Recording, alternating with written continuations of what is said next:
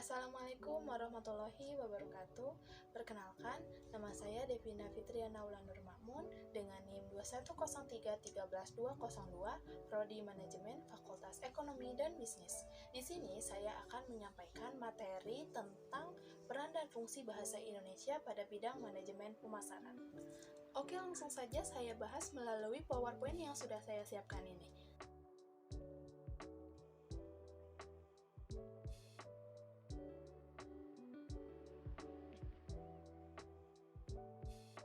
Di sini ada 5 pembahasan. Yang pertama ada pembahasan pengertian bahasa dan bahasa Indonesia. Pembahasan kedua, peran dan fungsi bahasa Indonesia. Pembahasan ketiga, pengertian manajemen pemasaran. Kemudian pembahasan keempat, peran dan fungsi bahasa Indonesia pada bidang manajemen pemasaran. Pembahasan kelima yaitu kesimpulan. Oke, langsung saja saya jelaskan pembahasan pertama yaitu pengertian bahasa dan bahasa Indonesia. Pengertian bahasa menurut beberapa ahli, yang pertama menurut Hasan Alwi tahun 2002. Bahasa adalah sistem lambang bunyi yang arbiter yang digunakan oleh semua orang untuk bekerja sama, berinteraksi, dan mengidentifikasi diri dalam bentuk percakapan yang baik, tingkah laku yang baik, sopan, dan santun.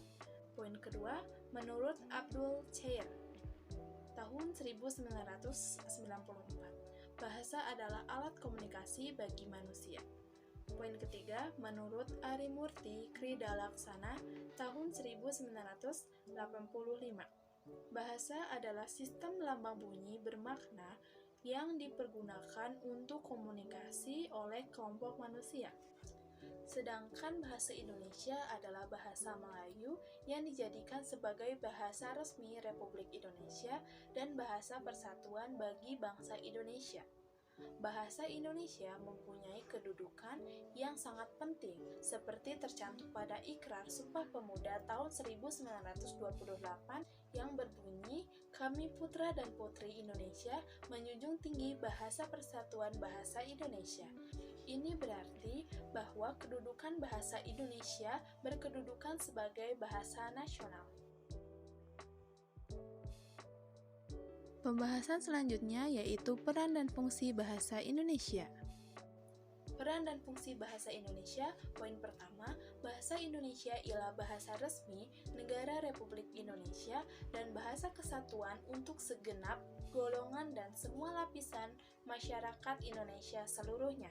Poin kedua, bahasa Indonesia ialah bahasa pengantar pada semua macam sekolah serta bahasa penghubung antara setiap orang bahasa Indonesia dengan yang lain sehingga mempunyai fungsi sosial yang sesungguhnya dan oleh karenanya bercorak satu, baik bahasa lisan maupun bahasa tulisan.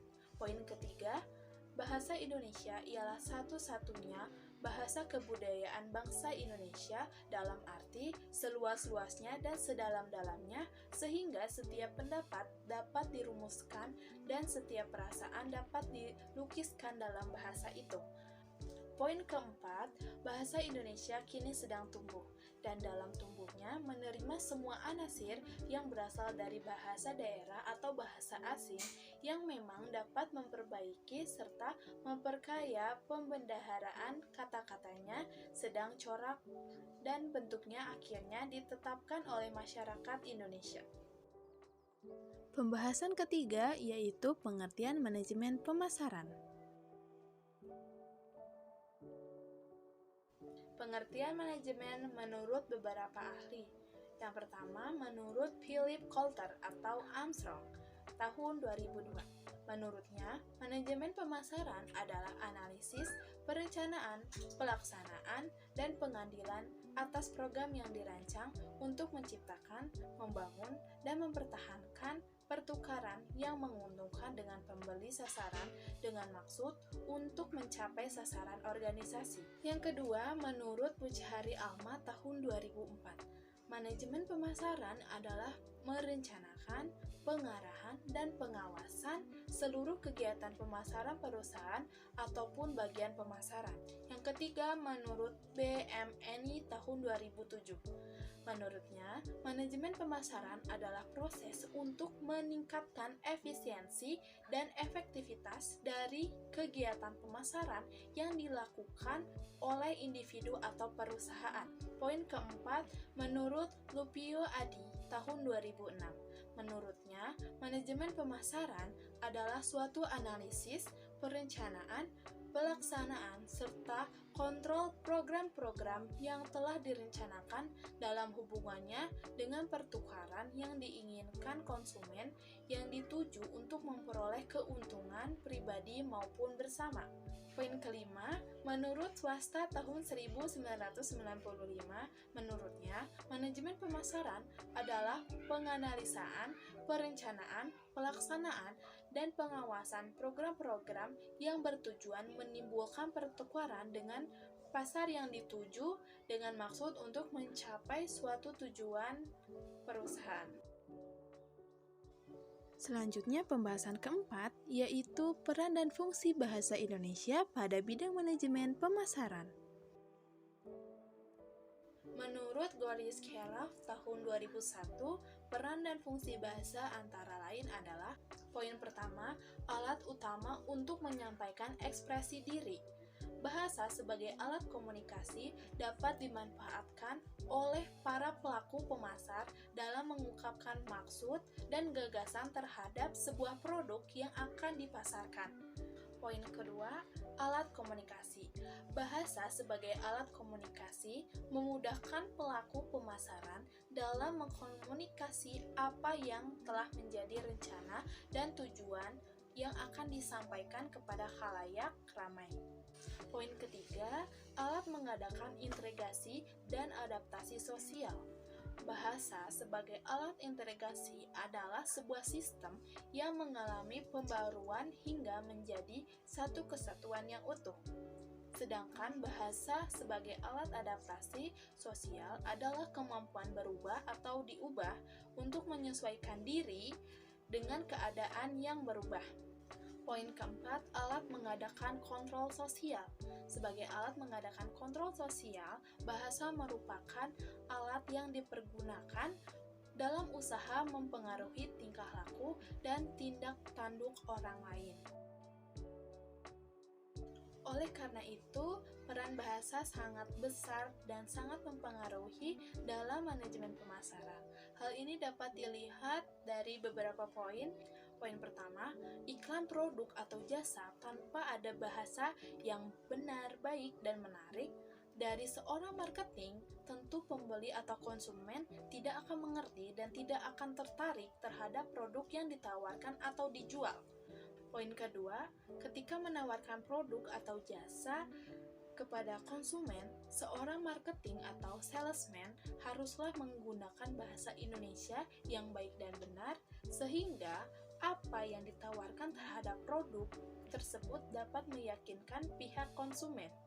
Poin ketiga, seorang marketing harus menggunakan bahasa yang bersifat persuasif, yaitu bersifat mempengaruhi.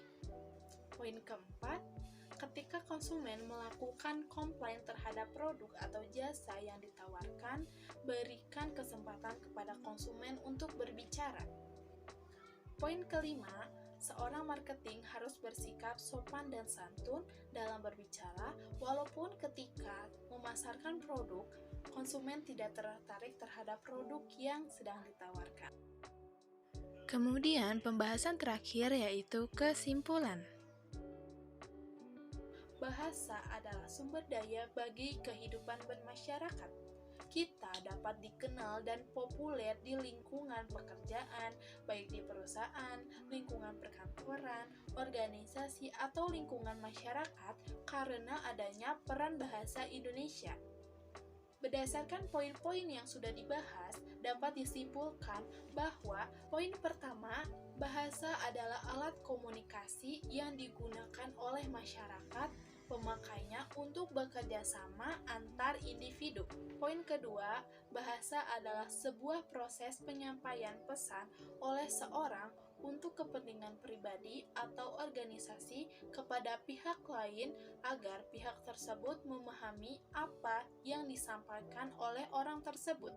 Poin ketiga, manajemen pemasaran adalah suatu proses penetapan, perencanaan, penganalisaan dengan berbagai tujuan dan strategi pemasaran sehingga program-program yang dirancang untuk menciptakan, membangun, dan mempertahankan pertukaran bermanfaat dengan membeli untuk mencapai tujuan organisasi. Poin keempat, dalam penggunaan iklan, bahasa sangat berperan penting karena kesuksesan seorang marketing dalam mempromosikan produknya kepada para konsumen tidak terlepas dari peran bahasa yang digunakan.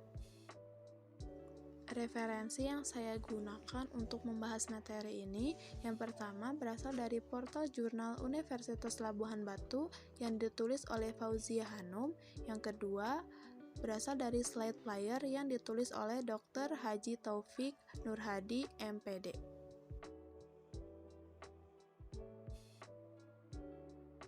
Sekian dan terima kasih, semoga bermanfaat. Sekian materi yang dapat saya sampaikan, semoga bermanfaat. Mohon maaf apabila ada kesalahan baik secara tulisan dan lisan.